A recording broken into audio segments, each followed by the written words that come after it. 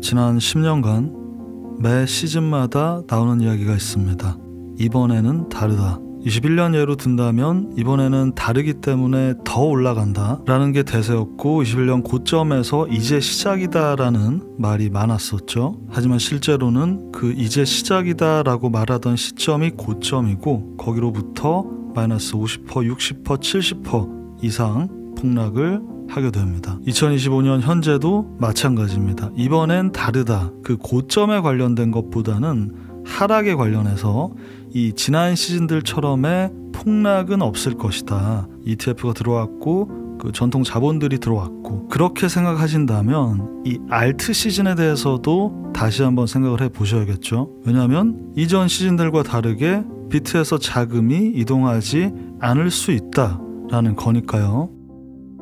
보고 계신 썸네일은 비트 도미넌스 차트죠. 자, 큰 프레임으로 비트 도미넌스 차트에서 가장 중요한 레벨은 70% 초반 그리고 60% 초반입니다. 지난 10년간의 알트 시즌 두 번에 17년도부터 본다면 두 번 다 그 시즌 고점 직전에 비트 도미넌스는 70% 초반까지 상승하고, 거기서부터 바닥으로 급락을 하면서 피날레 알트 불장, 그 미친 불장이 일어났었죠. 두 번 다. 이때를 직접 겪으신 분들은 미친 불장이라고 하는 얘기를 실감을 하실 겁니다.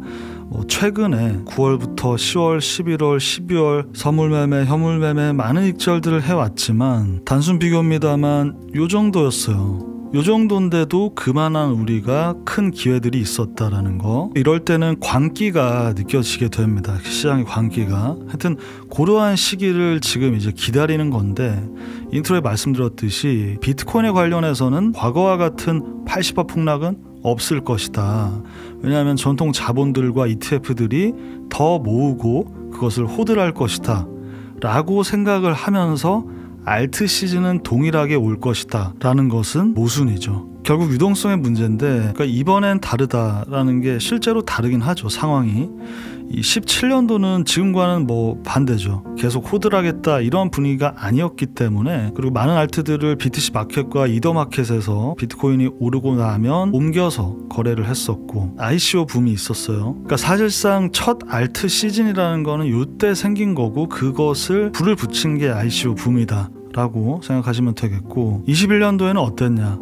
디파이를 거쳐서 특히 NFT가 있었죠. 지금 뭐 기억도 안 나지만 이때는 굉장했습니다, NFT가. 그리고 21년도에는 20년 코로나 이후로 그 엄청난 유동성이 코인 시장에도 흘러 들어왔었고, 결국 지금 그 폭발하는 알트 시즌이 오고 있지 않은 데는 유동성의 부재인데, 근본적으로는 내러티브의 부재다. 이때의 NFT 디파이처럼, 이때의 ICO처럼 건수가 있어야 돼. 그리고 저는 이번 턴에서 그 트리거는 미국이 아니라 중국 쪽이 될 가능성이 높다. 딥시크 이후로 중국 증시, 그와 함께 살짝 반등을 보이고 있는 뭐 부동산 쪽도 그렇고 중국발 유동성이 한번 들어올 때가 됐다. 상반기에 파월이나 연준 이사, 연은 총재들의 코멘트를 보시면 아시겠지만 3월 금리도 동결 가능성을 높게 말하고 있고, 그러니까 근본적으로는 인플레이션이죠. 인플레이션 2%대 파월이 얘기한 지가 지금 작년 내내 얘기를 하고 있는데 동일한 상황이고, 스태그플레이션 얘기까지 뭐 나오죠. 지금 이제 증시는 탑이다, 그리고 스태그플레이션에 들어갈 것이다, 이런 얘기도 나오고 있고, 전체적인 매크로 흐름을 봤을 때 중국 쪽의 가능성이 있어요. 근데 물론 이 매크로라는 건 주봉 정도의 흐름에 대한 이야기입니다. 자, 주봉으로 보시면 가장 눈에 띄는 게 뭐예요? 지난주, 지지난주 요 캔들이 이렇게 2주 연속으로 나오는 건 매우 드뭅니다. 이 도지 캔들은 무슨 의미예요? 추세의 전환 직전이다,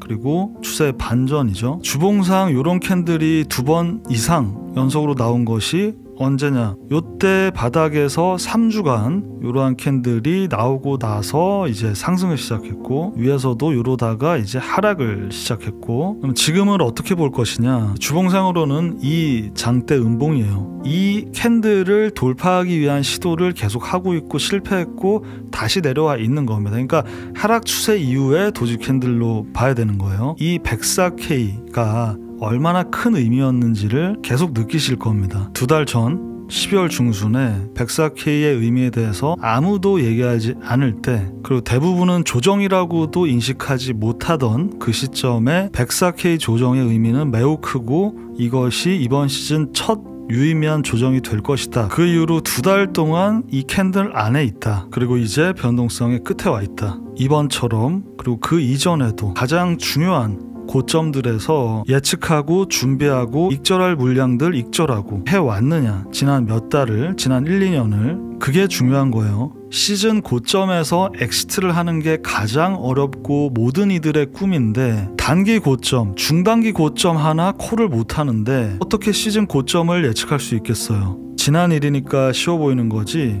모든 시즌 고점에서 대부분은 털렸다라는 걸 기억하셔야 됩니다. 인트로에서 말씀드린 이 알트 시즌, 이번에는 다르다. 그러니까 그 다른 것이 알트 시즌에 어떻게 작용을 할 것인가 라는 부분에 있어서 여러분이 투자하고 계신 알트들을 주봉으로 21년도, 17년도 차트를 한번 보세요. 그때도 알트코인 최고점의 기간은 짧습니다. 근데 이번 장은 훨씬 더 짧을 거예요. 이번엔 다르다라는 부분이 많은 부분이 다릅니다만 가장 다른 것은 바로 그 알트 시즌에 대한 고점의 기간이 될 겁니다. 매수보다 매도가 훨씬 어렵습니다. 매수는 기술, 매도는 예술이라고 하죠. 코인은 주식보다 그 호흡이 훨씬 빠른데 알트는 비트보다 더 빠릅니다. 근데 이번 알트 시즌은 지난 시즌보다 훨씬 빠를 것이다. 매매로 돈을 버는 건데 그 매매가 익숙하지 않고 익절하는 그 매도 버튼을 눌러서 익절하는 걸 잘 안 해봤어. 그럼 일단 심리적으로 그게 잘 안 되고 분석적으로 여기가 익절 타이밍이라는 걸 알 수가 없는 거죠. 이악 물고 버티고 울면서 버티고 뭐 어떻게 버텼는데 더 올라갔다. 그러면 그 맹신은 감정을 이입하게 되고 그 다음번 고점에서 더 못 팔게 됩니다. 그게 반복되다가 털린 게 21년이죠. 알트장은 올 겁니다. 하지만 온다고 해서 모두가 손잡고 다 같이 부자가 되면서 엔딩이 나는 게 아니라는 거.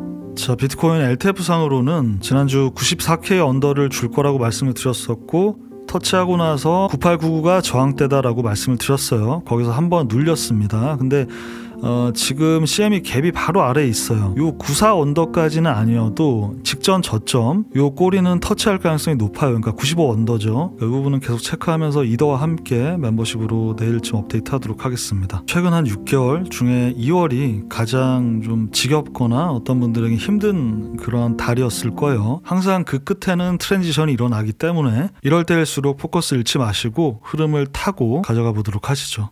오늘 방송 여기까지 말씀드리고요. 끝까지 들어주신 분들 감사합니다.